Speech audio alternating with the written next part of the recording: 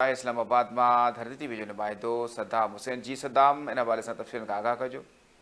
जी बिल्कुल, पाकिस्तान जी कामयाब सफ़ारतकारी जी कोशिशुनि जे नतीजे में गुज़िरियल राति ईरान जो जेको वफ़द आहे, मुख़्तसिर वफ़द, उहो वज़ीर ख़ारजा अब्बास इराक़ची जी क़यादत में गुज़िरियल राति नूर ख़ान एयरबेस ते पहुतो ऐं नूर ख़ान एयरबेस ते परॾेही वज़ीर अब्बास इराक़ची जो फील्ड मार्शल सैयद आसिफ़ मुनीर ऐं इन सां गॾु नायब वज़ीर आज़म ऐं परॾेही वज़ीर इसहाक़ डार तरफ़ां मोज़िज़ महिमान जो इस्तक़बाल कयो वियो। इन सां गॾु उते मुख़्तसर जेका असां मुलाक़ात बि थी। अॼु इन सिलसिले में अब्बास इराक़ची जी अॼु वज़ीर आज़म सां मुलाक़ात शेड्यूल आहे ऐं इन हवाले सां इहो ॿुधाईंदा हलूं त वज़ीर आज़म शहबाज शरीफ़ सां इहा जेका अहम मुलाक़ात थींदी अब्बास इराक़ची जी, उन में ईरान तरफ़ां जेके ईरान जा जेके नुक़्ता आहिनि, जेके उन्हनि जा ख़दशा आहिनि, उन्हनि बाबति जेको आहे सो वज़ीर आज़म खे आगाह कयो वेंदो। गॾोगॾु इहो ॿुधाईंदा हलूं त हीअ जेका अहम पेशरफ़ साम्हूं आई आहे, इन में पाकिस्तान सालसीअ जो किरदारु अदा करे रहियो आहे ऐं ईरान तरफ़ां इहो मौक़ुफ़ अख़्तियार कयो वियो आहे त पाकिस्तान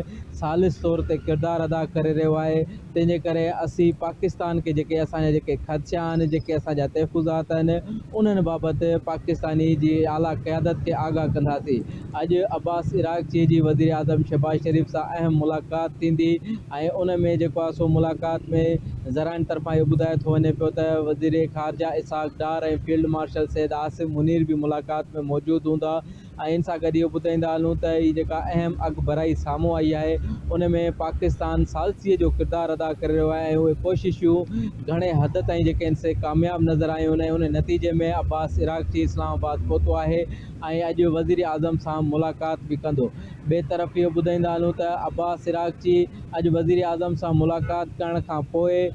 मस्कत रवानो थींदो ऐं उन खां पोइ हू रूस जे शहर मॉस्को बि रवानो थींदो ऐं मुख़्तसिर दौरो हो अब्बास इराक़ची जो ऐं ईरानी जेको सलमान बक़ई आहे, उन तरफ़ां इहो चयो वियो आहे त हीउ जेको दौरो आहे, इन में ऐं ईरान अमरीका जी जेका क़यादत आहे, उन सां मुलाक़ात न थींदी। हिन दौरे जो मक़सदु इहो आहे त जेके ईरान जा जेके ख़दशा आहिनि, उन बाबति पाकिस्तान खे आगाह कयो वञे। इन हवाले सां इहो ॿुधाईंदा हलूं त बाज़ाब्ता तौर ते जीअं गुज़िरियल पहिरें राउंड में अमरीका ऐं ईरान जे विच में तक़रीबन 21 कलाक खां मथे जेको इहो मुज़ाकरात जो सिलसिलो जारी रहियो, उहो हिन मुलाक़ात में न थी सघंदो। ज़रियनि तरफ़ां इहो चयो थो वञे पियो त ईरान जो परॾेही वज़ीर आज़म सां मुलाक़ात करण खां पोइ अॼु जेको आहे सो मस्कत रवानो थींदो ऐं उनखां पोइ मॉस्को रवानो थींदो। मुलाक़ात में जेके ईरान जा जेके ख़दशा आहिनि, जेके नुक़्ता आहिनि, उन्हनि बाबति जेको आहे सो वज़ीर आज़म खे आगाही ॾिनी वेंदी। ॿिए तरफ़ इहो ॿुधाईंदा हलूं त अमरीकी जेको वफ़द आहे, अमरीकी जेका वाइट हाउस जी तर्जुमान आहे, उन तरफ़ां इहो चयो वियो आहे त अमरीका जो वफ़द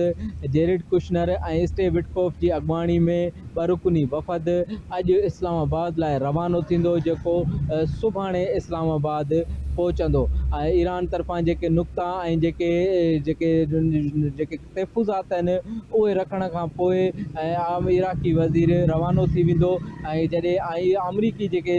वफ़द अची रहियो आहे, उन्हनि जे अॻियां ईरान जा जेके नुक़्ता आहिनि, उहे रखिया वेंदा। उन खां पोइ जेको आहे सो जेको लाहे अमल जेको आहे सो अॻिते जो तइ कयो वेंदो। हे अहम अॻुभराई साम्हूं आई आहे ऐं इन सिलसिले में इस्लामाबाद जी ॻाल्हि कजे त इस्लामाबाद में सिक्योरिटी जा जेके इंतिज़ाम आहिनि, उहे सख़्तु कया विया आहिनि ऐं 18,000 खां वधीक जेका नफ़री आहे, उहा तैनात आहे। गॾोगॾु रेड ज़ोन ऐं तोसी रेड ज़ोन मुकमल तौर ते सील आहे। ऐं अहम मुलाक़ात अॼु अब्बास इराक़ची जी वज़ीर आज़म सां थींदी। गुज़िरियल राति अब्बास इराक़ची नूर ख़ान एयरबेस ते पहुता हुआ मुख़्तसिर वफ़द सां गॾु ऐं फील्ड मार्शल सैयद आसिफ़ मुनीर ऐं वज़ीर ख़ारजा इसहाक़ डार, वज़ीर दाख़िला मोहसिन नक़वी तरफ़ां मोज़िज़ महिमान जी आजियां कई वई ऐं इन मौक़े ते ॿुधाईंदा हलूं त ईरानी तरफ़ां इहो चयो वियो आहे त हीउ जेको दौरो आहे, इन में अमरीका सां मुलाक़ात शेड्यूल न आहे इन दौरे में ऐं जेके ईरान जा ख़दशा आहिनि, उन बाबति जेको आहे सो पाकिस्तान खे आगाह कयो वेंदो। जी